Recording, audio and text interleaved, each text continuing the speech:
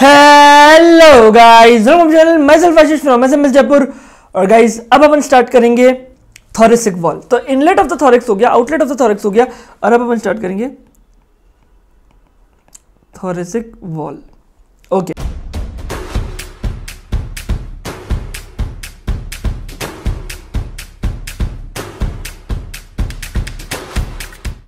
अगर मैं thoracic wall की बात करूं तो ये जो वॉल है, एक तो इसके अंदर है रिब्स, ठीक है। तो एक तरीके से कह ले, एक तो स्केलेटन ऑफ थोरेक्स है जिसे अपन कहते हैं थोरेसिक केज, और इनके बीच में, हर रिब के बीच में जो स्पेस है, रिब्स के लिए अपन क्या वर्ड यूज करते हैं, कॉस्टल। तो इनके बीच में जो स्पेस है वो क्या हुई, इंटरकॉस्टल स्पेस, ठीक है। इसी इंटरकॉस्टल स्पेस के अंदर इंटरकॉस्टल मसल्स है, वेसल्स है, नर्व्स है, सब कुछ है, ठीक है। तब अपन बात करते हैं थोरेसिक केज को लेकर के, ठीक है। तो इस वीडियो में अपन थोरेसिक केज को लेकर बात करेंगे, फिर अपन आगे जाके इंटरकॉस्टल स्पेस को समझेंगे, ठीक है। तो वंस अगेन थोरेसिक केज को समझने के लिए अपन इस डायग्राम पे आ जाएंगे, ठीक है। तो ये है मेरा थोरेसिक केज, ठीक है। तो आगे की तरफ क्या है, स्टर्नम। स्टर्नम के तीन पार्ट्स है, मेनोब्रियम, बॉडी और जिफाइड प्रोसेस। आई मेरे सामने पीछे की तरफ क्या है, थोरेसिक वर्टिब्रा, ठीक है। तो जैसे ये हो गया मेरे थोरेसिक वर्टिब्रा T1 T2, इस तरीके से पूरे थोरेसिक वर्टिब्रा है। और साइड में क्या है, रिब्स है, ठीक है।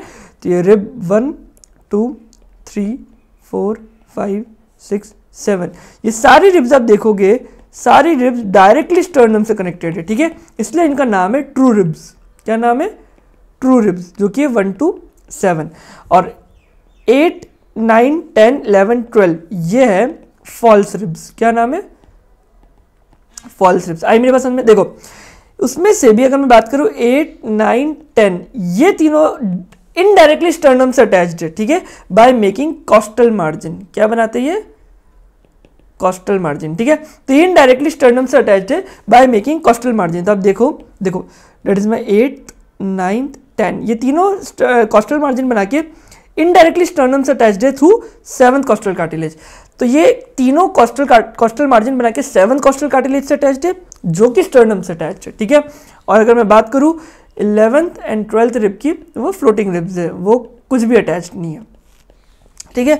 तो ये था अपना स्केलेटन ऑफ थोरेक्स। इसके साथ एक इंपॉर्टेंट बात, जो बहुत इंपॉर्टेंट पॉइंट है, वो ये किसी दिस इज माय मेनोब्रियोस्टर्नल जॉइंट। क्या ये मेरा मेनोब्रियोस्टर्नल जॉइंट, देख रहे हो आपको, ये है मेरा मेनोब्रियोस्टर्नल जॉइंट, ठीक है। तो ये जो मेनोब्रियोस्टर्नल जॉइंट है, ठीक है, इसे अपन कहते हैं स्टर्नल एंगल, ठीक है। तो ये जो स्टर्नल एंगल है, it is between the manubrium and body of sternum, ठीक है। और ये बहुत इंपॉर्टेंट लैंडमार्क है, बहुत बहुत बहुत इंपॉर्टेंट लैंडमार्क। मैं आपको बताता हूँ क्यों इंपॉर्टेंट लैंडमार्क है। एक तो थोरेक्स के अंदर स्टर्नल एंगल एक इंपॉर्टेंट लैंडमार्क है, और एक एब्डोमेन के अंदर ट्रांसपाइलोरिक प्लेन। आई मेरे पसंद में, ठीक है। तो ये दोनों बहुत इंपॉर्टेंट लैंडमार्क है। क्यों इंपॉर्टेंट लैंडमार्क है, अब एक एक करके अपन देखते हैं। देखो, इसी लैंडमार्क पे काउंटिंग ऑफ रिब्स स्टार्ट होता है। देखो, अगर मान लो कोई फिजिशियन है, ठीक है, एक्चुअली इसका स्टर्नल एंगल, इसका दूसरा नाम है और बहुत इंपॉर्टेंट नेम है, that is called angle of Louis. Louis एक फ्रेंच फिजिशियन था, उसने ये उसके नाम पे एंगल ऑफ लुईस नाम रखा गया है। एक्चुअली मान लो कोई फिजिशियन को रिब्स काउंट करनी है, ठीक है। फॉर एग्जाम्पल मान लो उसको 6th इंटरकॉस्टल स्पेस को पियर्स करना है, पेनिट्रेट करना है, ठीक है।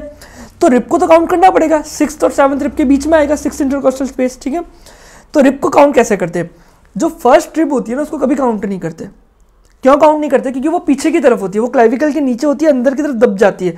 हमेशा काउंटिंग ऑफ द रिब्स करते हैं सेकंड रिब से।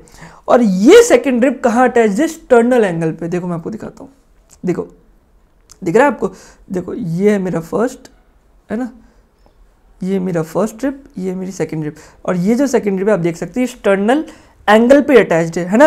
तो काउंटिंग ऑफ द रिब्स हमेशा स्टर्नल एंगल से, क्योंकि स्टर्नल एंगल ढूंढना आसान है, ठीक है, ये ढूंढ जाएगा। और सेकंड रिब उसी के पास में अपनी सेकंड रिब स्टार्ट होती है, तो सेकंड रिब जो है वो अपनी स्टर्नल एंगल पे अटैच्ड होती है, ठीक है, पहली चीज।